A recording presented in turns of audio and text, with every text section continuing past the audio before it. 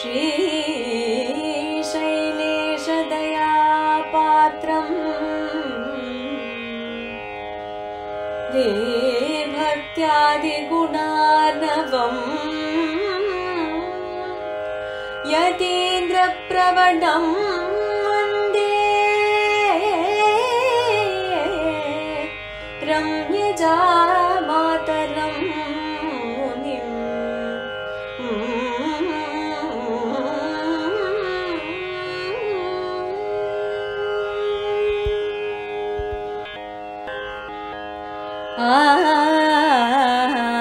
ஆங்கவர்பால் பெத்த சிறியாழ்வான பிள்ளை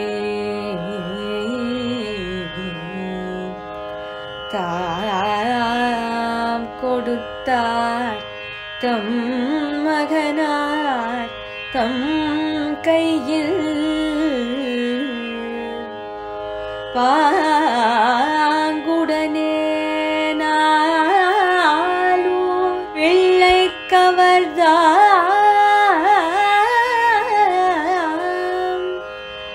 நல்ல மகனார்க்கு அவர்தாம் மேலோர் கீந்தார் அவரே மிக்க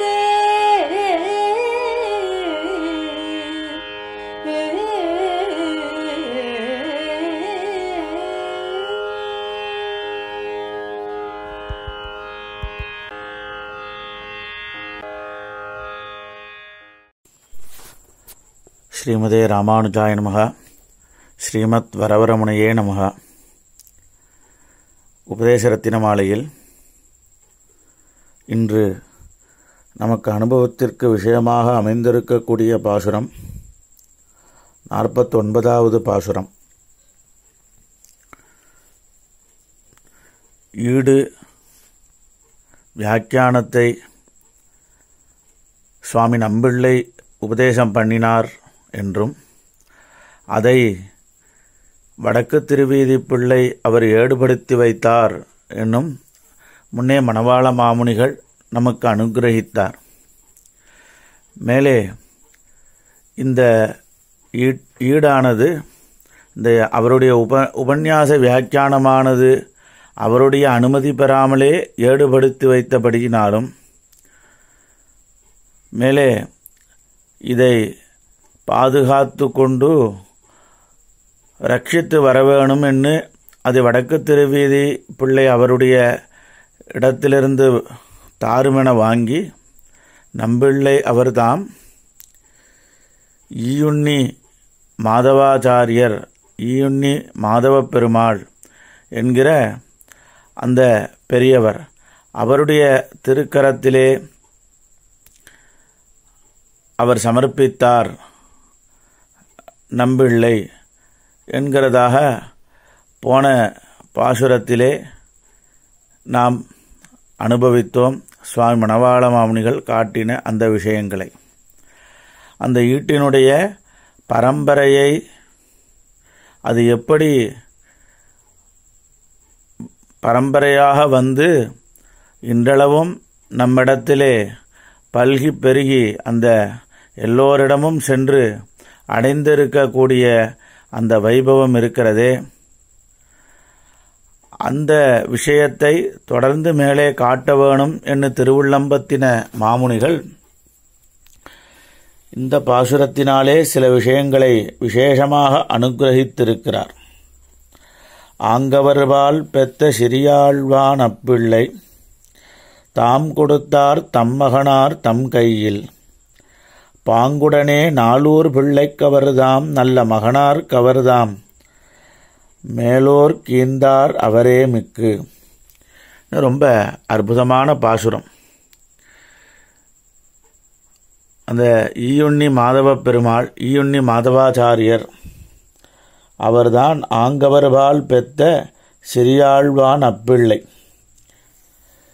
அவருடைய மற்றொரு திருநாமமாக இருக்கக்கூடிய சிறியாழ்வான் அப்பிள்ளை என்கிற திருநாமத்தை இடத்திலே தெரிவிக்கிறார். ஆங்கவர்பால் பெத்த நஞ்சியருடைய திருக்கரங்களிலிருந்து நம்பிள்ளையினுடைய திருக்கரங்களிலிருந்து, க்ஷமிக்கவும், நம்பிள்ளையினுடைய திருக்கரங்களிலிருந்து பெற்றுக்கொண்ட அந்த ஈயுண்ணி மாதவாச்சாரியர் என்கிற அந்த பெரியவர் ஆங்கவர்பால் பெத்த சிறியாழ்வான் அப்பிள்ளை தாம் கொடுத்தார் தம்மகனார் தம் கையில் என்று காட்டுகிறார் மாமுனிகள். மேலே அவர்தான் என்ன பண்ணினார் என்னால், சீரியதான நிதியாக அமைந்திருக்கக்கூடிய அந்த ஈடு வியாக்கியானம், ஒரு பெரும் செல்வமும் தந்தையும் தாயும் உயர்குருவும் வெறிதரு பூமகள் நாதனும் மாறன் விளங்கிய சீர் செந்தமிழ்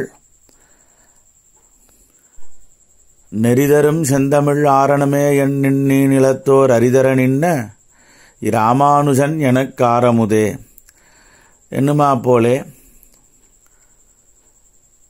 ஒரு பெரும் செல்வமாக இந்த ஈடு வியாக்கியானத்தையே அவர்கள் கருதினார்கள். திருவாய்மொழியையே பெரும் செல்வமாக கருதினாரே சுவாமி ராமானுஜர். அதுபோல நம்பிள்ளை திருக்கரங்களிலிருந்து பெறப்பட்ட இந்த வீடு வியாக்கியானத்தையே பெரிய செல்வமாக கருதி அதை நன்றாக பாதுகாத்து கொண்டு கோயிலாழ்வாரிலே எழுந்தருளப் பண்ணி திருவாராதனம் பண்ணி கொண்டு வந்தார். அப்படிப்பட்ட உயர்ந்த அந்த திருவாய்மொழி ஈடு வியாக்கியானத்தை ஈயுண்ணி மாதவாச்சாரியர் சுவாமி தன்னுடைய திருக்குமாரரான பத்மநாபாச்சாரியர் அப்படிங்கிற பெரியவர் அவரிடத்திலே சமர்ப்பித்து சகலார்த்தங்களையும் அவருக்கு அதில் உண்டான விஷயங்களையெல்லாம் உபதேசித்து கோயிலாழ்வாரோடே அந்த ஈட்டையும் அவருக்கு இந்த ஈடு வியாக்கியானத்தையும் அவரிடத்திலே ஒப்புவித்தார். அந்த பத்மநாபாச்சாரியரும் குறைவர பெருமாளுக்கு திருவாராதனங்களை பண்ணிக்கொண்டு அந்த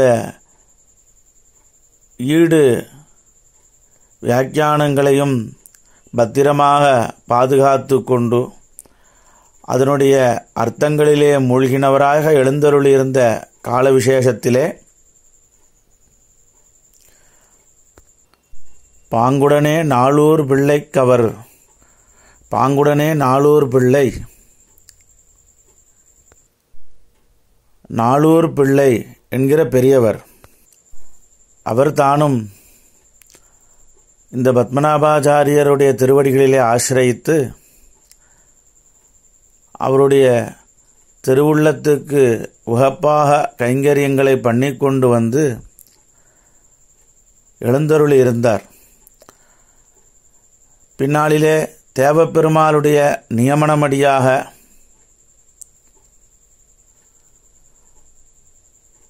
பத்மநாபாச்சாரியர் இந்த நாளூர் பிள்ளை என்கிற மகாச்சாரியருக்கு இந்த ஈட்டையும் கொடுத்து அதிலே இருக்கக்கூடிய விஷயங்களையும் உபதேசித்து அனுகிரகித்தார்.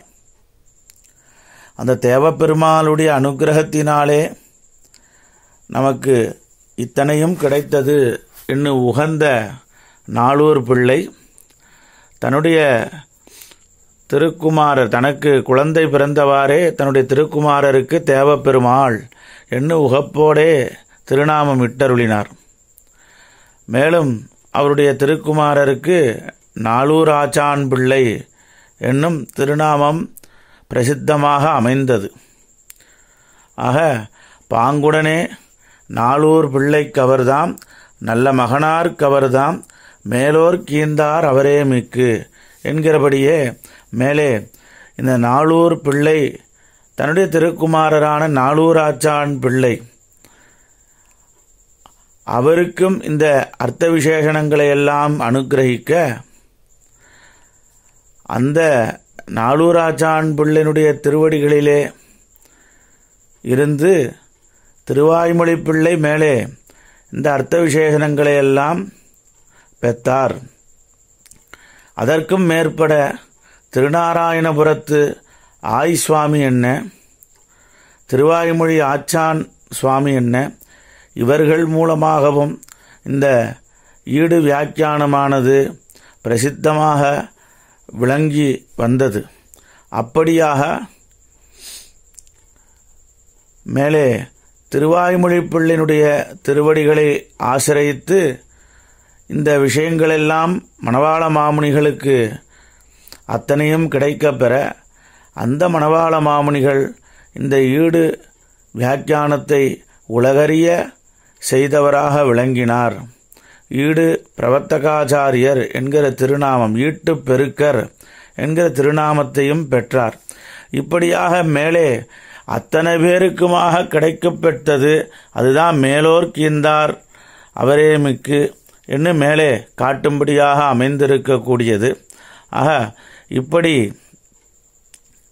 இந்த திருவாய்மொழி ஈடானது வந்த வைபவத்தை நமக்கு காட்டி அருளுகிறார் சுவாமி மணவாள மாமுனிகள் இப்பாசுரத்தின் மூலமாக. ஆக இப்படிப்பட்ட அர்த்த விசேஷணங்களை எல்லாம் நமக்கு அனுகிரகித்திருக்கக்கூடிய மணவாள மாமுனிகளுடைய திருவடிகளுக்கும் பல்லாண்டு பாடிக்கொண்டு இந்த உபதேசரத்தின மாலைக்கு வியாக்கியானம் இட்டருளி இருக்கக்கூடிய பெரியவர் சுவாமி பிள்ளலோகம் ஜீயர் அவருடைய திருவடிகளுக்கும் பல்லாண்டு பாடிக்கொண்டு இந்த அர்த்த விசேஷணங்களை எல்லாம் அடியேனுக்கு அனுகிரகித்த ஆச்சாரியன் என்ன, ஞானாச்சாரியர்கள் என்ன, அவர்களுடைய திருவடிகளுக்கும் பல்லாண்டு பாடிக்கொண்டு அடியேன் இதுகாரும் சொன்ன விஷயங்களில் நிறைய குறைகள் இருக்கும். அவைகள் அனைத்தும் அடியேனை மாத்திரமே சாரும் என்றும் தெரிவித்து கொண்டு ஒன்னிரண்டு நல்ல விஷயங்கள் இருக்குமாயின் அடியேனுடைய ஞானாச்சாரியர்களை சாருமென்று தெரிவித்து கொண்டு அடியேனுக்கு இந்த அற்புதமான வாய்ப்பினை தந்து அடியேனை சதபெறச் செய்த ஸ்ரீ கோமடம் சுவாமி அவருடைய திருவடிகளுக்கு பல்லாண்டு பாடிக்கொண்டு அடியனுடைய பொன்சொற்களை பெருமையோடு கேட்ட அடியார்களான உங்களுடைய திருவடிகளுக்கும் பல்லாண்டு பாடிக்கொண்டு க்ஷமிக்க பிரார்த்தித்து கொண்டு அமைகிறேன். ஆழ்வார் எம்பெருமானார் ஜீயர் திருவடிகளே சரணம்.